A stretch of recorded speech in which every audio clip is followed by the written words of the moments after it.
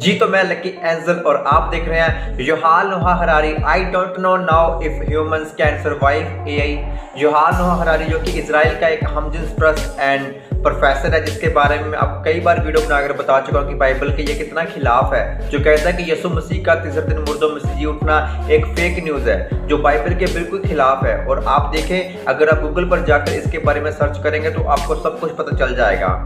मैं ये आपको क्यों दिखा रहा हूँ, ये जो आदमी इसके साथ बैठा हुआ है ये इसका हस्बैंड है, मतलब ये दोनों एक दूसरे के हस्बैंड है। तो जो इंसान पाप में है वह खुदा के कलाम को कैसे डिफाइन कर सकता है कि यीशु मसीह का तीसरे दिन मुर्दों में से जी उठना रियल है या फेक है, वो मैं क्लिप आपको दिखाना चाहता हूँ। लेकिन मेक श्योर करें कि आज की इस वीडियो को आप पूरा देखें और चैनल को सब्सक्राइब करना ना भूलें। तो चलिए आप ये क्लिप देखिए। That fake news have been with us for thousands of years. Just think of the Bible. But there is. तो आपके सामने कैसे ये खुदा के कलाम बाइबल का मजाक उड़ा रहा है। मेरे हिसाब से ये फेक न्यूज़ क्या है, जस्ट थिंक ऑफ बाइबल। ये शख्स इंसानों को यूजलेस ईटर मानता है, जो वर्ल्ड इकोनॉमिक फोरम का एजेंडा कंट्रीब्यूटर है। अगर आप गूगल पर जाकर सर्च करेंगे तो आपको वहां पर दिख जाएगा युहाल नोहा हरारी एजेंडा कंट्रीब्यूटर। अब ये आदमी वर्ल्ड इकोनॉमिक फोरम का एजेंडा कंट्रीब्यूटर होने के साथ साथ क्लॉप शॉप का राइट हैंड भी है। इस सारे एजेंडा में इसका कहना है कि इंसान पहले बंदर था। आप ऐसे शैतान के पुजारी से क्या एक्सेप्ट करते हैं? क्या ये शख्स आपकी ओर है या आपके खिलाफ है? यकीनन अगर आप खुदा को मानने वाले तो ये आपके खिलाफ है। लेकिन ये इलॉन मस्क की तरह हमारी तरफ होने का नाटक कर रहा है। ऐसे ही इसने ब्रिटानिया के अंदर टेलीग्राम न्यूज़पेपर को इंटरव्यू देते हुए उसने कहा कि मुझे नहीं लगता कि इंसान कभी एआई से बच पाएगा।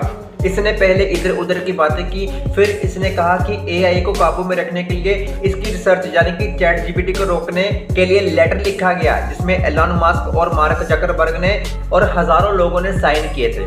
आप यहाँ पर पढ़ सकते हैं। Now AI can weave such spell to showing that the technology's potential both for great good and harm, once considered distant and theoretical, is now immediate and real. That is why Harari added his name to a letter last month signed by thousands of experts, including Elon Musk, calling for a moratorium on research into software like ChatGPT, an AI model which can engage with humans in almost disturbingly nuanced creative tests.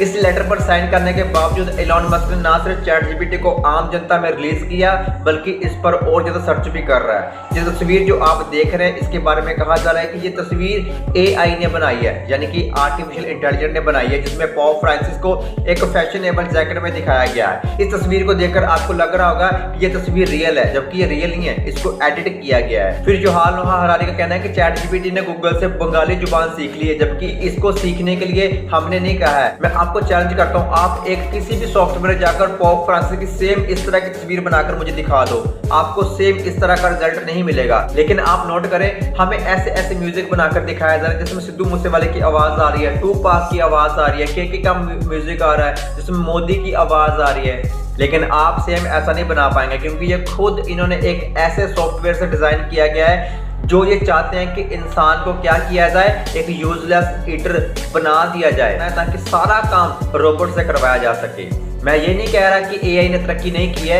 या हमारे लिए खतरा नहीं है, बिल्कुल ये हमारे लिए खतरा है। लेकिन जैसे ये लोग इसको हमारे सामने प्रमोट कर रहे हैं वह सब कुछ झूठ है। पहले एलन मस्क एआई के खिलाफ बोलता रहा है कि एआई ऐसे है जैसे हमारे साथ कोई डीमन रहता है, कोई शैतान हमारे साथ रहता है, लेकिन वह खुद इसमें बाद में इन्वेस्ट करता है, आर्टिफिशियल इंटेलिजेंस के साथ रहकर ऐसे प्रोडक्ट तैयार करता है और उनको मार्केट में लॉन्च करता है जो आर्टिफिशियल इंटेलिजेंस के साथ चलते हैं। ऐसे युहाल नोहा हरारी एआई के खिलाफ बोल तो रहा है, लेकिन यही इसके पीछे पैसा भी लगा रहा है। वर्ल्ड इकोनॉमिक फोरम के जरिए अगर आप वर्ल्ड इकोनॉमिक फोरम की स्ट्रेटजिक इंटेलिजेंस के बारे में पढ़ेंगे तो उसमें सबसे पहले आपको ये चीज नजर आएगी, आर्टिफिशियल इंटेलिजेंस। अब ये स्ट्रेटजिक इंटेलिजेंस क्या होती है, इसकी डेफिनेशन यहाँ पर लिखी हुई है कि इनकी जो भी स्ट्रेटजिक इंटेलिजेंस होती है वह फार्मिंग पॉलिसी, आर्मी प्लान्स जो नेशनल और इंटरनेशनल लेवल पर होती है, आर्टिफिशियल इंटेलिजेंस उसका टूल है। अगर ये उसका टूल है तो ये अपने टूल्स को क्यों नहीं बढ़ावा देंगे, ये उसमें क्यों नहीं इंप्रूवमेंट करेंगे। द इकोनॉमिस्ट मैगजीन के कवर पेज पर कुछ इस तरह से तस्वीर बनाकर दिखाई गई है जिसमें एआई को एंजल या डीमन की बराबर दी गई है। द इकोनॉमिक्स मैगजीन, जो कि रूथ चाइल्ड फैमिली का मैगजीन है। रूथ चाइल्ड फैमिली कौन है? जो इल्यूमिनाटी के 13 खानदानों में से एक है, यानी कि अगर एआई इंसानों के कंट्रोल में रहे तो ये एक एंजल है। अगर इसकी इंटेलिजेंसी किसी इंसान से ज्यादा हो जाती है तो ये किसी डीमन से, किसी शैतान से कम नहीं है। अब यहाँ पर सवाल ये पैदा होता है कि अगर ये एआई इतना खतरनाक है तो ये बड़ी बड़ी ताकतें इसको बैन क्यों नहीं कर देती, इसको पूरी तरह से खत्म क्यों नहीं कर देती, इसके पीछे पैसा लगाना बंद क्यों नहीं कर देती? तो इसका जवाब ये है कि ये खुद चाहते हैं कि ये टेक्नोलॉजी इस दुनिया में आए और ये हमें इस टेक्नोलॉजी से डरा कर वो टेक्नोलॉजी हमें दे जिससे हम बच सकते हैं। तो इनका ये मेन मकसद है। जी हाँ, न्यूरल चिप जो इंसान के दिमाग में लगाई जाएगी और वह इंसान के सोचों को कंट्रोल करेगी। उनको पता है कि अगर इंसान खुद से सोचने लग गया तो इनका राज खत्म हो जाएगा। इसलिए ये लोग हमें हर टाइम एंटरटेन करते हैं ताकि हम उससे फेक रियलिटी में, सूडो रियलिटी में जीते रहें, इसी रैट रेस में चलते रहें, भागते रहें और ये नए नए तरीके निकाल सकें। इस सारे काम के पीछे जितना भी हाथ इन शैतान के बच्चों का है उतना ही हाथ इंसानों का भी है, जो बिना सोचे समझे इनके जाल में फंस जाते हैं, इनकी टेक्नोलॉजी का इस्तेमाल करते हैं। खुदा ने हमें अक्ल दी है, उसे इस्तेमाल करने की जरूरत है। चैट जीपीटी से मदद लेने के बजाय अपनी क्रिएटिविटी को मौका दें। जब इंसान खुद ही मान लेगा कि वो यूजलेस है, वो बेवकूफ है, उसको कोई आइडियाज नहीं आते हैं, तो फिर किसी को हराने के लिए हमें कोई टूल बनाने की जरूरत नहीं पड़ेगी, हम खुद ही हार जाएंगे।